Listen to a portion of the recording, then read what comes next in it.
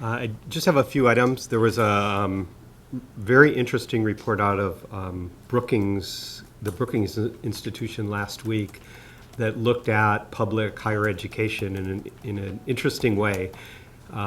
If we recognize that public universities are a force for both social mobility as we try to educate and bring up our citizenry for a more dynamic and fair society, but also as engines of knowledge and innovation that address the problems and challenges, they looked at the nation's leading public universities and characterized them as ladders, meaning they help with social mobility, or labs, meaning they help advance knowledge for society. And then they put institutions into 4 buckets. You might be a ladder, you might be a lab. If you are neither, you are a laggard. And if you are both, you are a leader.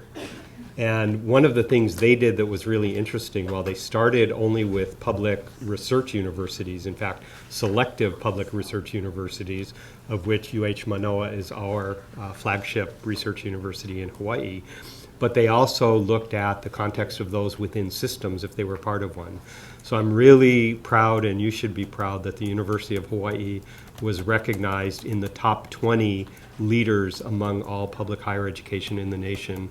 They looked at 384 research universities in the country, and we were number 19 in terms of our impact as both a ladder and a lab.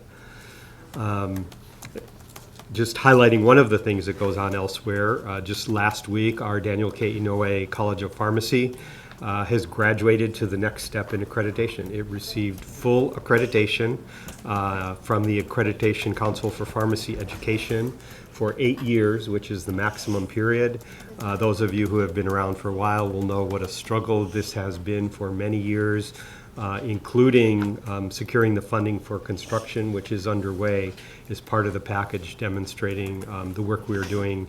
And the accreditation review, of course, examined the effectiveness of their education programs as well. I don't know if I should be happy or sad about this one, but I did want to report that Kapiolani Community College placed 3rd in the country in the culinary competition. I'm a little sad because I was hoping they would be 1st, but 3rd is pretty darn good out of the entire country. They had previously won their regional, so this is essentially going to the Final 4, but not quite winning. But we're extremely proud of them, and I did get a chance to sample the meal that won them the regional, and I can assure you it was excellent. Back at UH Manoa, another really interesting example of scholarship that we don't often notice. Jamaica Osorio, in fact, the daughter of our interim dean of Hawaii Nui Akea, received the 2017 Ford Foundation Dissertation Fellowship. There's only one of these in the country, and it provides her with a $25,000 stipend, as well as some peer mentoring capabilities. And one of the reasons she was recognized was her focus on diversity of her work. It's an amazing example of the scholarship that goes on here that we don't always see as we advance our mission in research and diversity, and again, being a model Indigenous serving university. 2 other pieces of research I'll highlight, quite relevant, I think, to Hawaii. One is our PacIOOS project, the Pacific Islands Ocean Observing System, which is a global scale research project looking at ocean information. Just received $500,000, which is not in itself remarkable. These are pretty routine kinds of grants. But this one is to develop a model to understand the impact of waves and increasing resilience on Maui. And if any of you have ever driven around to Lahaina and you can see the road kind of falling into the ocean, that's where they are highlighting their work. So this is an example of where our scholars bring their knowledge and federal resources to bear on the problems that are very real for those of us in Hawaii. And lastly, on the research side, let me highlight an accomplishment by Dr. Michele Carbone, who is now on our faculty in the Cancer Center. He had a paper published in Nature, which is the most prestigious place to have your science published.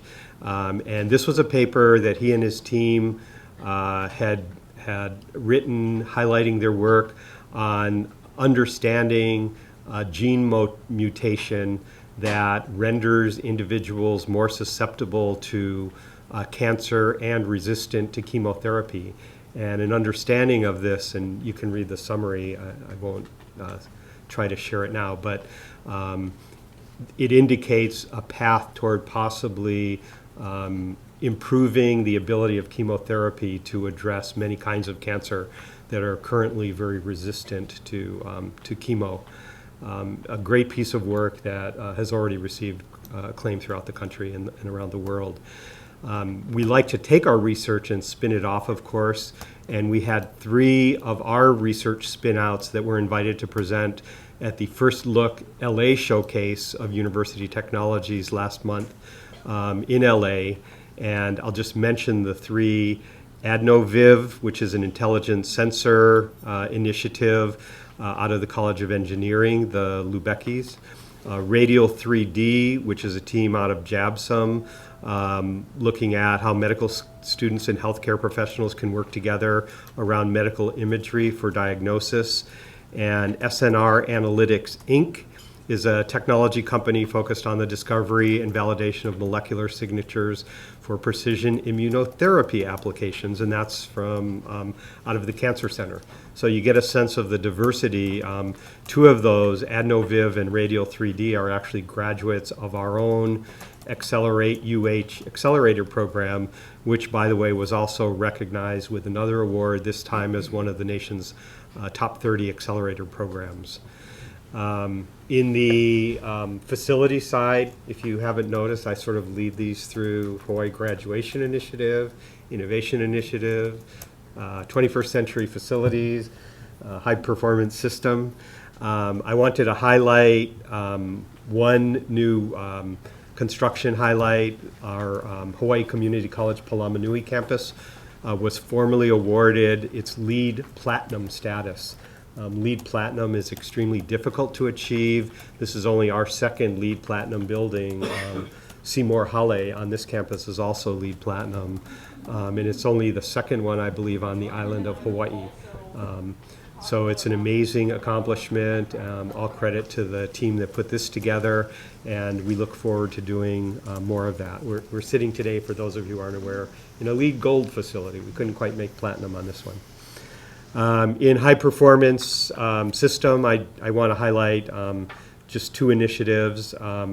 One is the UH Foundation was very proud to report, and this will come out, I think some of you may be aware, they went over $75 million last year in donations. So that's book donations according to the national standards.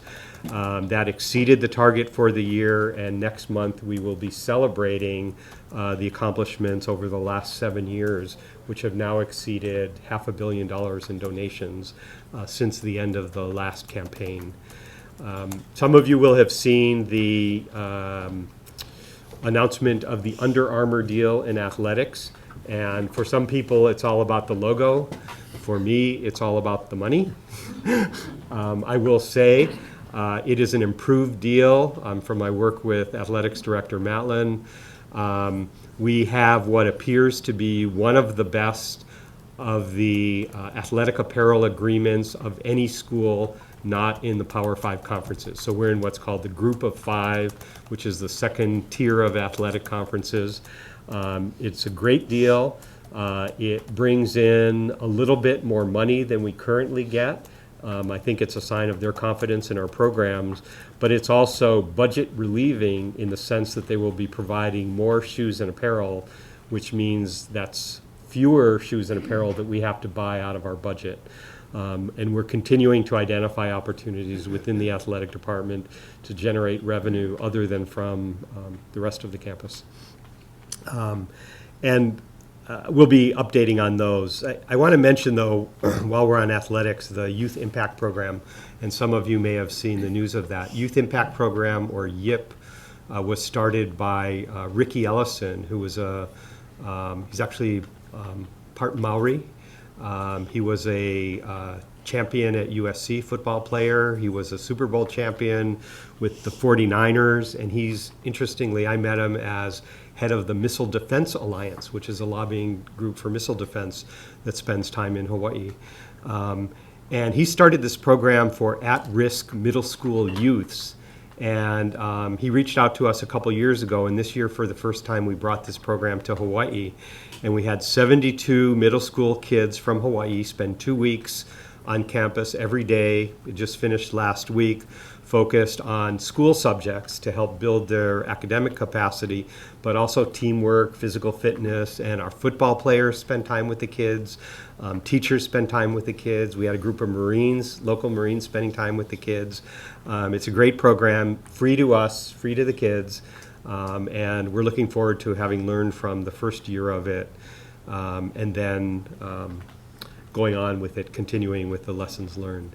Finally, and this was late breaking, but I just heard news this morning that the State Department of Business, Economic Development and Tourism commented on the economic impact of international students in Hawaii and noted that that impact was down within the state.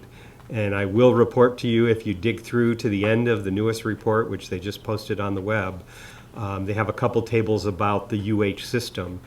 The UH system economic impact is up, but the overall impact of international students in the state is down. And interestingly, our impact is up because of an increasing number of short-term students, and those are mostly in non-credit programs. So that's the innovative side of our house, stepping up and bringing in international students for educational opportunities.